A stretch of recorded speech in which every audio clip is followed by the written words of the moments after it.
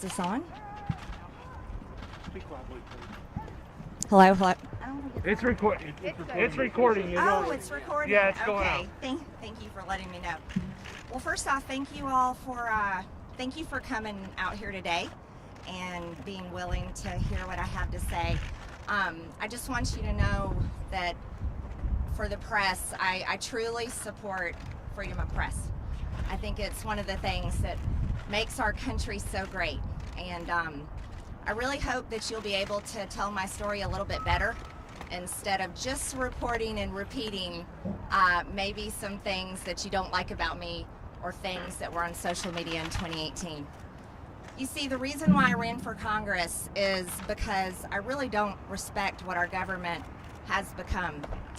As just an ordinary American, someone who's had to work hard all my life, someone who's been married for almost 25 years and raised 3 kids, and I gotta tell you, my 3 kids are the greatest part of my life. That's the best thing I've ever done, is to be a mom. I really love our country, I love our freedoms, and I sincerely want all of your children, my children, and all of us to continue to have the opportunity to have the American dream. But our government is failing us. You see, we're approaching nearly $30 trillion in debt. As a successful business owner for over 20 years, if I ran my company the way this government runs and spends and wastes and puts us in debt with our own hard-earned tax dollars, I'd be out of business a long time ago and we'd be homeless on the streets. But it's much worse than that. For decades now, this government has sold out our American worker, sent our jobs overseas to foreign countries. We've opened our borders wide open to be flooded with illegals coming into our country. Think about Kate Steinle, who was murdered on a pier in California. She died in her father's arms. Krisha Odette, her father served our country 4 tours in the Middle East, protecting our freedoms. When he came back home, his daughter was killed by an illegal alien in Texas. These are the things that shouldn't happen, but these are the policies that are allowed and continued. Our country has made it legal and funded with our tax dollars over 62 million abortions, murdering God's creation in the womb. That is a sin, a disgusting evil that is unfathomable. I can't even believe that it continues. But here's the thing, all of these women that have gone through that, it leaves a hole in their soul that never heals. And those women have been taught that this is the way that they should achieve. This is the way they can build a career. This is a way that they can solve the problem that they didn't want in the first place. That's a horrible lie. It's a terrible lie. As a mother and a woman who's had a successful career, I can tell you being a mom is the greatest gift of my life. I really hope that America can end the evil of abortion. I also want you to know that free speech matters. Free speech really matters. And yesterday, when the Democrats and 11 of my Republican colleagues decided to strip me of my committee assignments, Education and Labor and the Budget Committee, you know what they did? They actually stripped my district of their voice. They stripped my voters of having representation to work for them for the budget. A successful business owner that knows how to make a profit, not a loss. That's what my district voted for me for. I'm a mom with 3 kids who has taken my children to gun-free school zones their entire time they went to school. And when I was in 11th grade at 16 years old, when Joe Biden created gun-free school zones, one of my schoolmates brought 3 guns to school on a school bus in a duffel bag, brought them into the school in the first period class because he was very upset at 2 of his classmates. He pulled out his weapon, went to take control. The coach in the classroom knocked him to the floor, but he was able to reach in and get another one of his guns, fired his weapon, took control of our school, and we were held hostage in our classrooms for 5 hours. I want you to know, I know that fear that David Hogg felt. It's terrifying. It's terrifying when the only person in the building with a gun is very upset and is there to do evil. And there's no good guy with any guns to protect us. That's why when I was in Washington, I could go from Senate office to Senate office, just like David Hogg, and say, vote no to gun control, because we need our Second Amendment rights. We need to be able to protect our children with good guys with guns, just like the people up here protected themselves with 30,000 National Guard troops. Imagine that. They want to leave our children defenseless, but they will surround this place with a big, beautiful border wall and a whole bunch of good guys with guns. See, these are the policies that disgust me. These are the policies that disgust the American people. And these are the policies of hypocrites.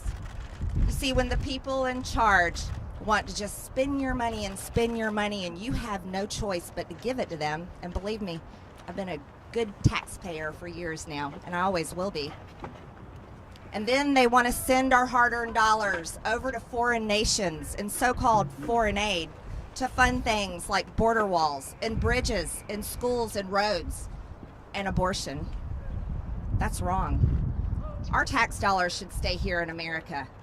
Our tax dollars should fund our border wall, our bridges, our schools, our roads. They should help our homeless.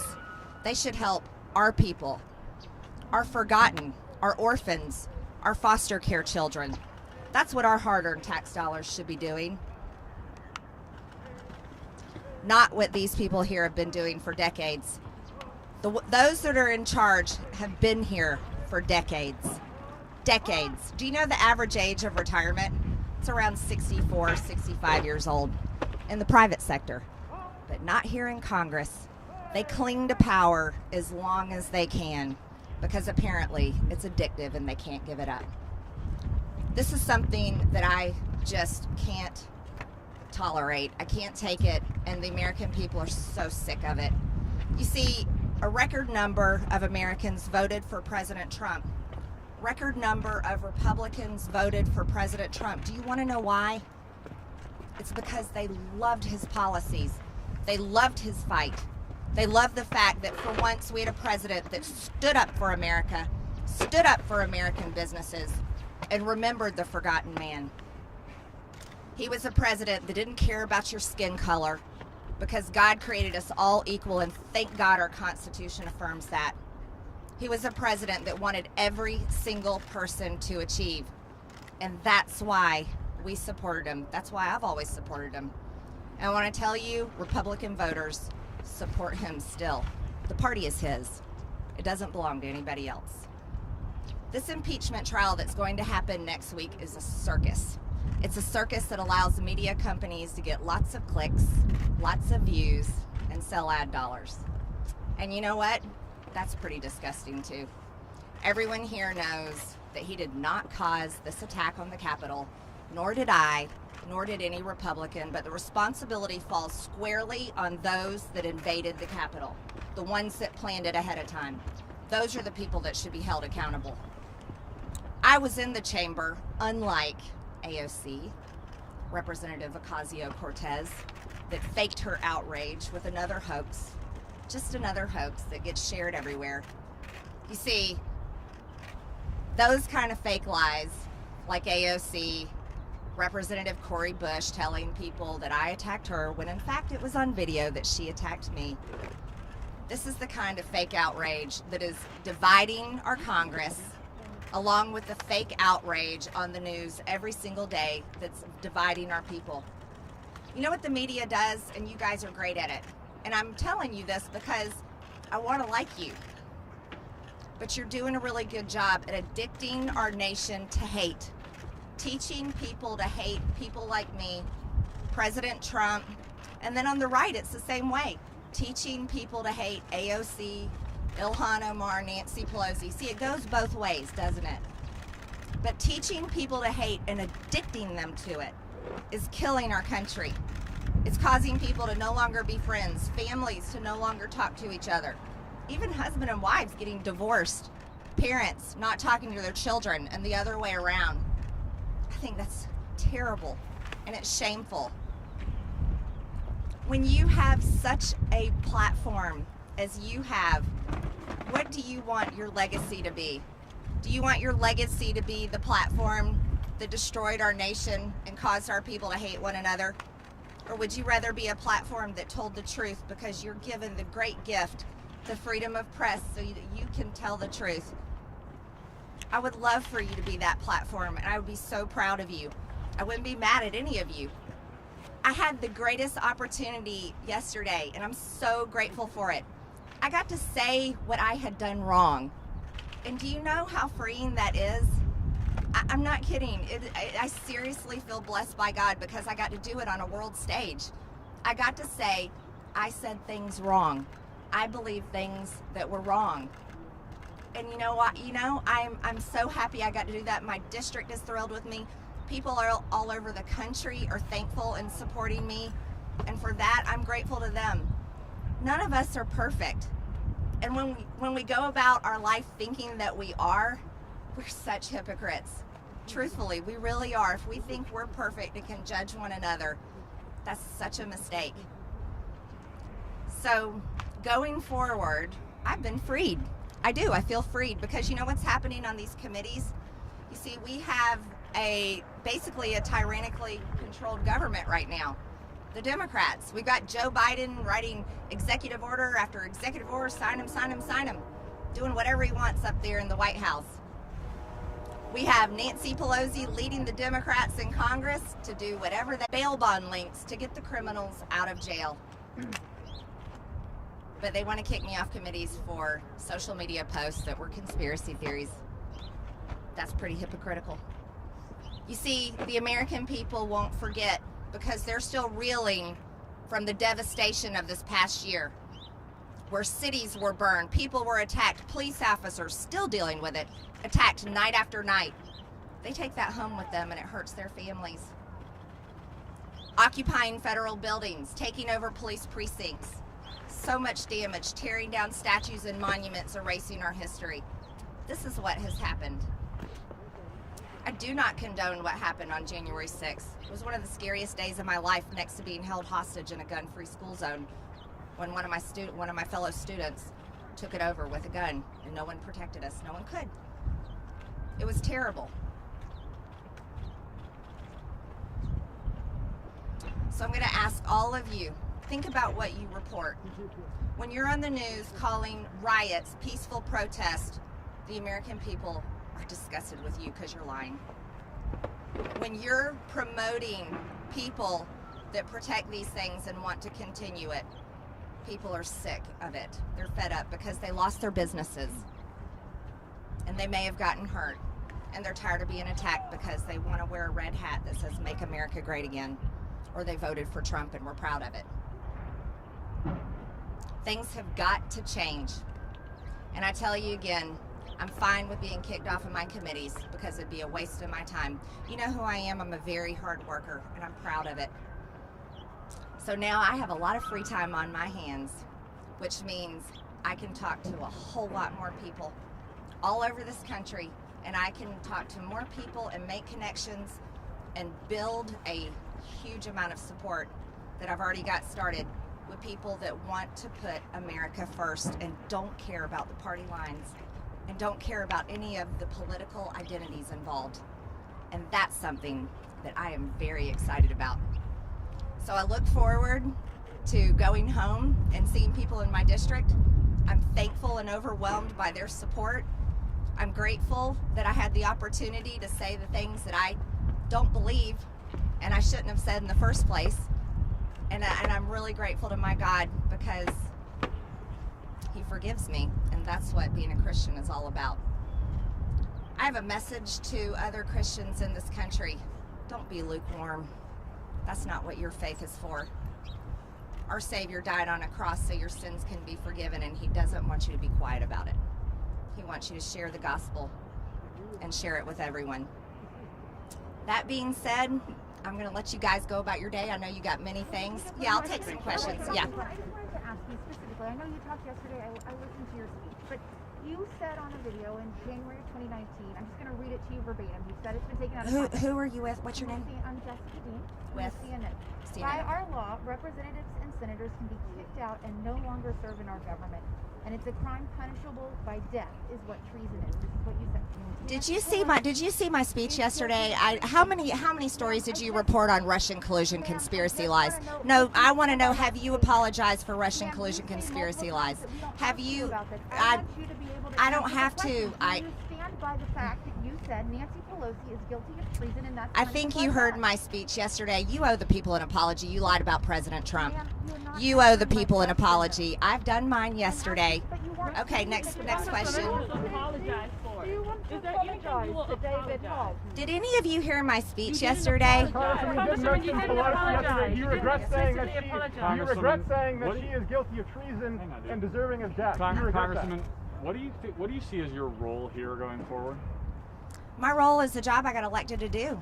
I'm going to vote very conservative, pro-life, pro-Second Amendment, pro-border, pro-America, pro-American businesses, pro-economy, pro-jobs. We need to reopen this country.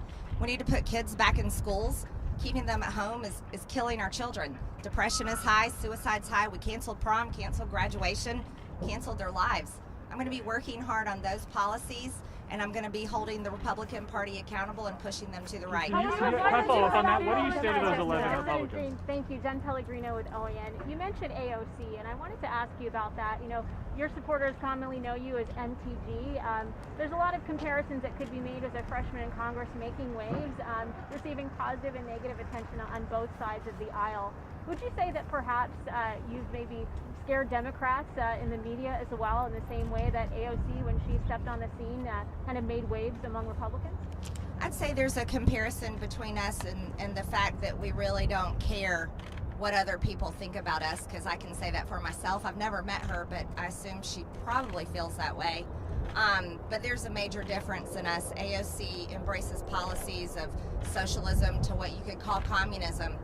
She wants to have all the power, and then the people that she claims she wants to help, her policies would reduce them to poverty, and they wouldn't have many freedoms left. So there's a big difference than us. I support our Constitution and all of our freedoms, and I'll work very hard against her policies. And one more question, if I may. Jen? Yes, one more question. So Representative Adam Kinzinger this morning on Twitter, he said there's no remorse here for your past comments, just a huge desire to be famous. What do you say to him and the other 10 Republicans that voted against or voted for removing you from the committee? Well, there were 10 that voted for impeachment against President Trump, and they definitely paid the price. They heard from Republican voters. There were 11 that voted against me yesterday, and that's something that our leaders should be very upset about. Kevin McCarthy and the rest of the Republican Party is working hard on taking back the majority, and when you have Republicans in the ranks voting against one of their own, opening the door for Democrats to go after every single Republican next, that really is a big betrayal, and that could cost us the majority in 22. People are very angry. That's all I've heard from people all morning, furious about that. So I hope that my Republican colleagues really think about what they've done. I'm sure they're going to hear from their voters at home, because the base is loyal to President Trump, and the base has been very loyal to me, and they've shown me that. My question is there anything that you haven't said that you now want to say I'm sorry for? Not just you regret or walk back, but is there anything you are sorry for saying in the past? Oh, of course. I'm sorry for saying all those things that are wrong and offensive. And I sincerely mean that. And I'm happy to say that. I think it's good to say when we've done something wrong. So yeah, that's easy for me. Yes. You publicly apologized yesterday. Congresswoman, are you sorry to David Hogg? What you said to him and about him? David Hogg was an adult when I talked to him. I don't think any of you have realized that. David Hogg was working with the organization they were going around working hard for strict gun control laws. I'm very opposed to those policies. And so being in the same situation as David Hogg, my voice matters too. And so, no, I'm not sorry for telling him he shouldn't push for gun control. What we need to do is we need to protect our children. I think you're expecting. We should protect our children and your baby as well with good guys with guns, and not allow them to be sitting there sitting ducks. Yeah, thank you. You talked earlier about the media teaching people to hate But wasn't it you who liked a page on Facebook, a comment saying Nancy Pelosi should get a bullet to the head? And didn't You know, this reply reminds to me of when another? you guys would ask President Did you reply Trump, to another President about Trump, do Obama you denounce and white saying supremacy? And he would sex? say, I denounce it. And then you would ask him again, and he would have to say, You I didn't denounce mention it. those comments yesterday, did you? In your I speech? mentioned, I have You didn't said mention it. those specifically. You know, here's the thing. When you want to keep telling the same story over and over, but you don't want to tell the truth, that's your Those problem. were among the most And that's offensive how we comments end you press made. conferences. Those were among the most Okay. offensive comments you made. President Trump. Coming out.